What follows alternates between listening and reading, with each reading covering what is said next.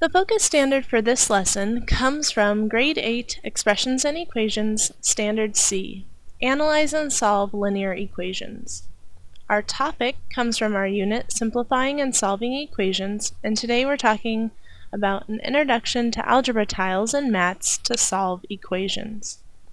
Our essential question for today is, what are algebra tiles and maths, and how might they be useful or helpful in learning to solve equations? Please take a moment, pausing the video if you need to copy down the header. Be sure to include today's date, set up your question column and your note column, and resume the video when you're ready to begin. I'm going to start our conversation today by summarizing what we may have talked about in class already, which is this symbol here. So, meanings for this symbol. When we first see this in our mathematics education in elementary, we're taught that it means subtraction, to take away. Then, as we move through our education and into middle school, in 6th grade, we get told that this sign not only means subtraction, but it can also mean negative, and that there are positive and negative values. And if you put this symbol in front of a number, it means that that number is negative. So here in algebra, we're introducing a third meaning for this symbol, and that can mean the opposite of. And that still falls in line with everything else that you've been taught, but we're being a little more specific about this, as it will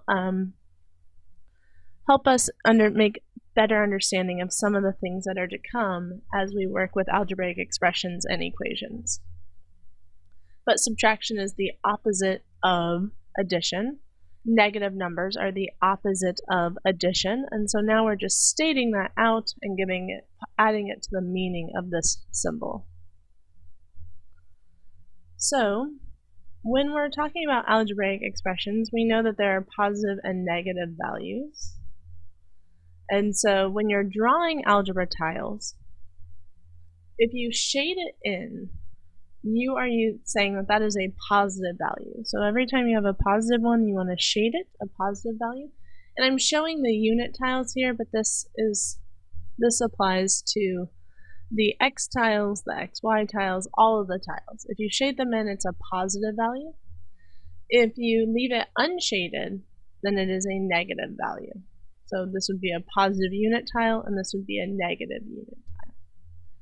As with actual algebra tiles, when we're using them in the classroom, the blue, purple, and green sides, those correspond to different tiles. Those are all positives. And when you flip them over to the red side, that was one thing all students mentioned that we had in common with those, is whether they were purple, blue, or green on one side, all of them had a red side. And I told you that that would be important to know, because as we, again, continue with our understanding of algebraic expressions and equations, the red side will represent when we're dealing with negative terms. And we set them up. Well, now we're going to move from just using our desks to setting up algebra mats. So representing them on an expression mat.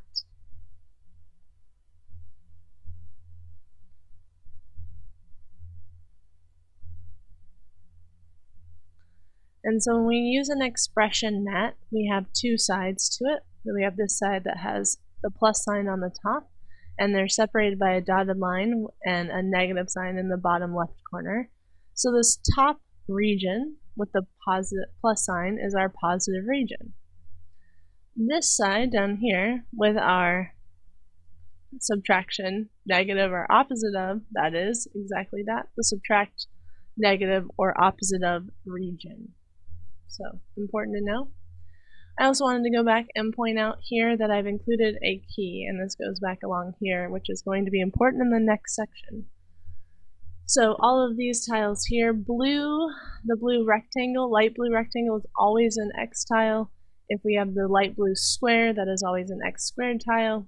The purple rectangle is always a Y tile. The purple square is always a Y squared value. The small unit square on the darker blue side is always a 1, and the green is always an XY tile. And so Right now I'm showing you all positive sides because they're on their blue, purple, and green. But if we were to flip those over, we know they would have a red side, and that would mean that we're talking about their negative values, or the opposite of their positive values, which is negative. So now let's go ahead and dive into looking at some expressions and practice interpreting expressions on expression mats.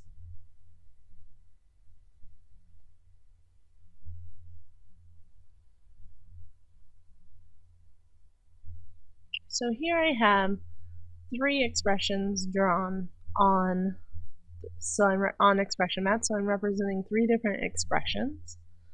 So let's take a moment and draw this first one, and then here write what do you think is the term or the expression that we're representing with this algebra tile here.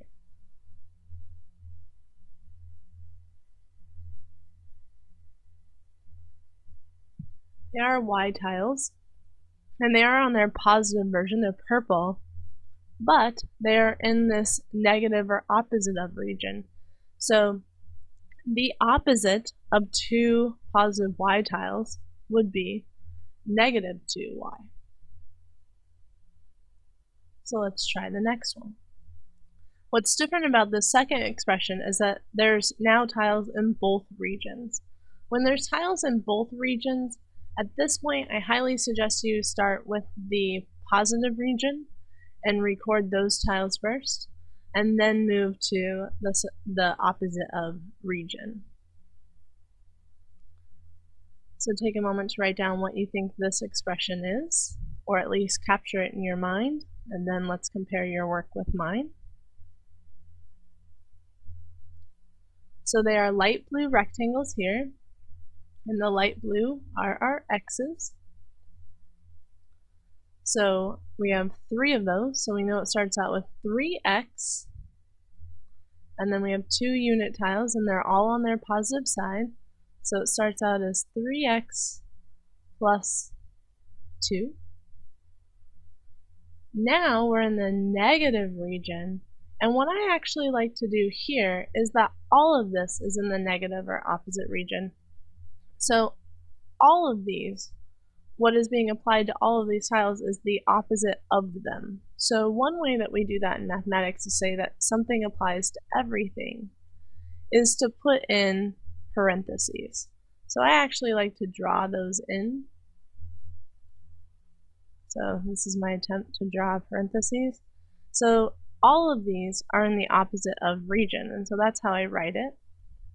So I say I'm in the opposite region, and so that I put that negative sign, and then I put my parentheses, and I write what's in there. In that opposite region, I have 2 x's that are positive, and I have 3 1's, so negative 3 or minus 3.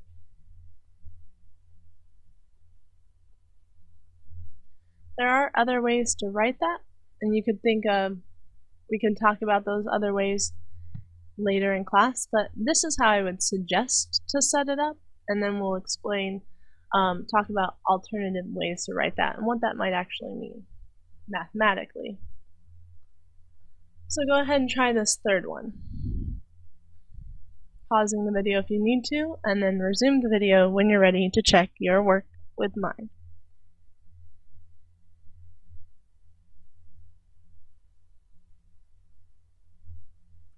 So you can see here, I've already drawn in my parentheses in the opposite of region.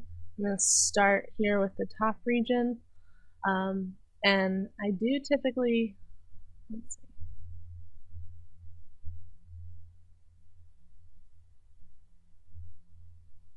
So I have positive 1 plus y minus 2, all of that is up here. And notice that I did use the minus or negative 2 because that's what they are in the positive region. Now I'm ready for the negative region, so I put the negative or opposite of sign, and then I use parentheses to say what's in there, which is 2 positive y's and negative 3.